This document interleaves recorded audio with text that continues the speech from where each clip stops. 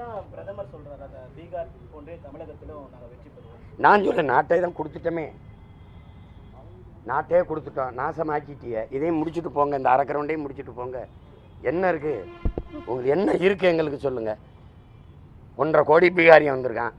பீகாரை போல இந்த கடைசி 13ஆவதுல பீகாரை மாதிரியா எடுத்துக்கொண்டுனா இங்க எதுக்கு பீகார் வரேன், எதுக்கு வரேன்?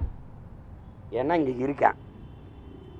நீங்க எழுதி வைங்க, அவன் காங்கிரஸ் ஓட்டர்ஸ் கூட கிடையாது, கம்ப்ளீட் பிஜேபி ஓட்டர்ஸ் தான். இங்க இருக்கிற வட இந்தியவனையாவது யாருக்கு போடுவேன், மோடிஜி பிஜேபி வேணா இதை தூக்கி போய் இப்போ கேட்டு பாருங்களேன், சொல்லுவானா இல்லையா? அப்புறம் நீ இந்திய திணிச்சா இருக்கிற ஏண்டா ஈரா, உன்னை இந்திக்காரனை திணிக்கிறேன், என்ன பண்ணுவேன்?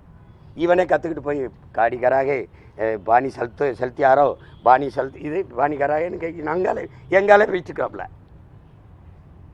அன்னைக்கெல்லாம் ஒரு விடுதியில் போனேன், எங்கால் நின்று அண்ணே வண்டி எப்படி ஓரமாக நிறுத்து சொல்லுங்கண்ணேன்னா. இப்போ போய் இறங்குறேன் காடிக்காராகன்னு. டே நீ யாரா, நீ எப்படா வந்த? போன வாரம் எங்கே இருந்தாடா இங்கே அப்படின்னு. நீ ஏதோ பார்த்து கொஞ்ச நாள் கழிச்சு பாருக்காது என்ன நடக்க போகுதுன்னு பாரு.